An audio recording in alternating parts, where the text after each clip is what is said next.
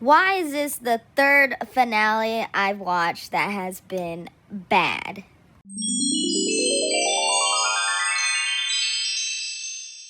Hey, my name is Queen Mithri, but you can just call me Mickey. I'm going to be talking about the amazing digital circus for the first and last time. But before I begin, let's talk about the art in the background. Originally, I was going to be extra and do a piece related to the topic, but after how the finale went, I just really didn't want to. And I just recently posted an animation that took all my energy because I drew the entire main cast of the amazing digital circus. So if you haven't seen that yet, check it out. I made this piece a while ago. I was going through my My Little Pony phase where I just wanted to draw all things My Little Pony. I kind of still have that itch, but I'm like, I need to chill out on that and draw other things, focus on my own projects. So I didn't really get a chance to work and edit this video until now. So I wanted to use it for this video, and plus I need to get out my storage because it's about full. But yeah, when I was younger, I always drew the spooky My Little Pony fan art, so I wanted to do something like that. So it's literally Rainbow Dash getting attacked once again by the Pinkamena. Recently, I seen a video from this Friday Night Funkin' mod. I don't remember the song exactly, but once again, Rainbow Dash is getting I wouldn't say attacked by SpongeBob, but it's Rainbow Dash versus this very creepy SpongeBob. And it's just why is it always Rainbow Dash? But yeah, there's not really thought into this piece. I didn't want to go the traditional Pinkamena route. I wanted to make it a little different, so that's why I gave her the extra teeth and the eyes. And then Rainbow Dash, I think she's actually my favorite part of this piece because I just like her style. Alright, now it's time to get back to the main topic of this video, the amazing digital circus finale. I went to the theater, and honestly, I was surprised that I wasn't the only one there. So I didn't have the bad crowd that everyone has been talking about. It actually was a pretty peaceful movie to watch. Alright, the first thing I am going to diss about this episode is the fact that we didn't really get fed the deleted world of Kane. Once Kane was deleted, I was questioning what the cast was going to do in that world now that they lost their main AI guy. But we weren't given any of that. The only thing that we were given in that scene was them crying about them finding out who they are. And then afterwards when they're sitting there for 5 seconds and Kane just walks out like nothing happened. I just feel like we were kind of robbed out of that experience because after leaving episode 8 being terrified for the cast because they lost their main AI and now they're possibly trapped in a world that they could never escape, just for him to come back in the next episode, it really sucks. And I'm trying not to dig in on the main part of the episode that took majority of it because I'm gonna save that, but it's just other than that big chunk, we literally just got a cry scene and then Kane playing with some shapes and coming back and telling him, oh, we can make this world ours. Why did you not do that from the start? That's my question. And I watched these previous episodes a bajillion times besides the last maybe 3 or 4. I'm gonna say maybe 3. So I don't know, maybe I missed something with why he tortures them, but I don't like that he just came back and was okay, I'm sorry, I'm better now, I pulled the orb out, we can all be happy cool friends. Kane, why did you not just do that from the start? It just kind of took out the excitement from episode 8, and honestly, a lot of the questions that we had weren't even answered. we didn't really get any content on the abstractions. Like, I was kind of hoping that either they'd break out and start running around and chasing the main cast, or honestly, they unabstracted because Kane is gone. I know that would have been a stretch, but like, still, anything would have been better than nothing. A lot of people have been bringing this up in their videos, but I want to bring it up too because it's a good point. And it's the fact that I'm confused whenever Kane brings back Scratch. Like, for a second, I thought either he brought Scratch into their world or he created another digital circus and brought him back. But we weren't told nothing, given nothing, just nothing. So Kane has the ability to bring people back or create a new copy, which would make sense since they're brain scans. But he never talks about it again. If they would have kept this whole series, if they would have kept this whole episode the way it was, but just added like Kane bringing the abstracted back, honestly, I probably wouldn't have been like dissing on the episode like this. I would probably been like, yeah, we weren't really fed too much, but it's better than the other series that I've watched because we actually were given some type of closure. But no, we weren't given that, of course. And I just think it's sad because I started off this series with so many questions and wondering how this was going to end, just to be just given this like crap ending.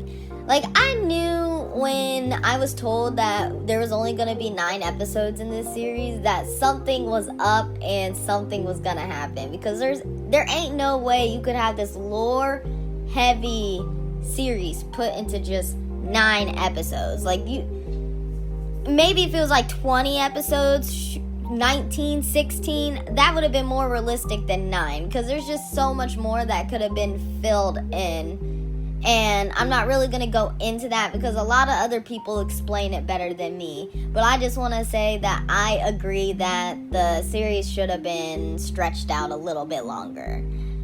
I don't want them to have a season 2 because I understand like wanting to be done with the project. But we definitely should have got like maybe a few more episodes. Now let's talk about the Jax episode. When he abstracted, my jaw was on the floor. I looked over at my boyfriend, and then I looked back at the screen, because I was like, did this man really abstract? I can't believe they did that man they off-screened him so hard, and it's like, he kind of deserves it. But like, we were getting teased for the past like few episodes of him getting abstracted. Like, it would have been nice seeing him actually like abstract. And the right way, too, because I kind of don't like how he abstracted. Because, like, how are you going to go up to Pomni and then just walk away? Like, I mean, that's his character, but the fact that Pomni just allowed him to walk away. You almost just witnessed that man abstract and you didn't try to go after him. I thought this was Funny Bunny. What is this? Oh, my God, I'm going to cringe. No, I'm taking that one out. Anyways, that didn't make sense to me. The only thing I liked about that sequence was Gangle not wanting to cry about him. Like, that's the only thing that I can say was good about him abstracting. But I didn't like it. And then when Pomni just randomly goes up to him and hugs him, it's just, that kind of confused me, because it's like, we've known since the beginning of the series that when they abstract, they're going after you and attacking you. How was she able to go and hug this man without him whacking her into pixels? Like, I don't know. That didn't make sense to me. And honestly, I thought maybe she was going to bring him back with that. But we literally were just given a whole episode of Jax in different forms and doors, and I mean, it was a cute sequence, not gonna lie. It was okay. I think it was alright. Maybe if Jax had his own episode with that would make sense. But I didn't really like it. And then the whole freaking ribbit sequence, I felt so bad for her in Kaufman, because like, how are you gonna open up to her and then just like completely shut her out when she didn't even do anything or expose you?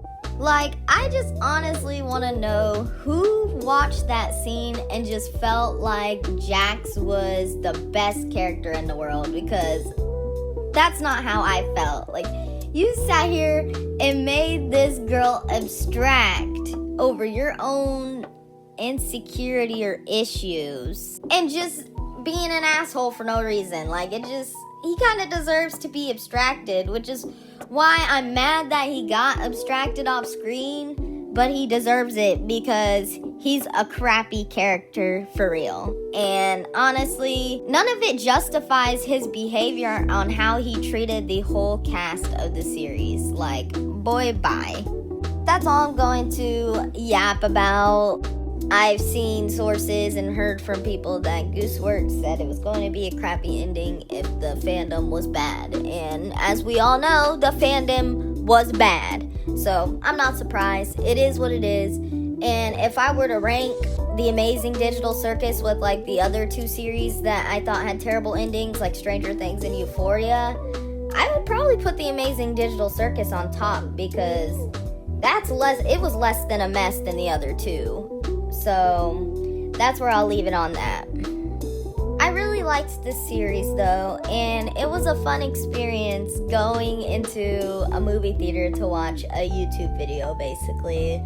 Like, it was very inspirational because I want to be an animator and create my stories and possibly platform them on YouTube too someday. So it was just really nice going in the theater and just thinking about, like, one day this could be me or anybody else that I know getting their work out there to the world.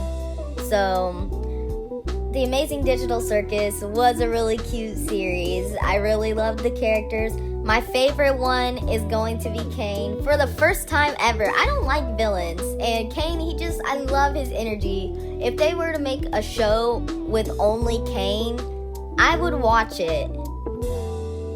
I honestly really liked the plot of this series, and it makes me want to read the book that it was based off, because the fact that you could get like scanned into a program and think that you're like actually scanned in there when you're not, it's a scary idea, and you don't really see a lot of like movies about that.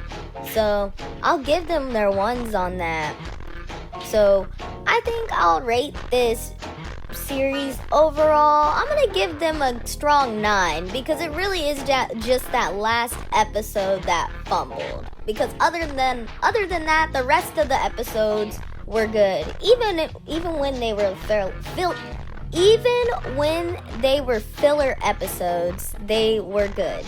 So I'm not gonna shit on the entire series over one episode, because that is not fair.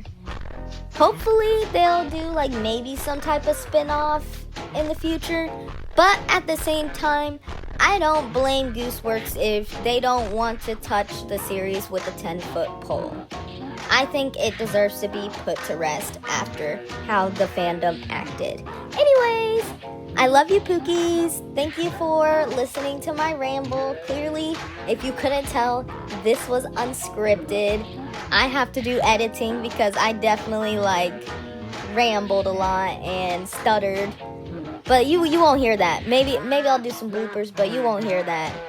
Anyways, I'll see you guys in the next video. I love you, Pookies. Bye.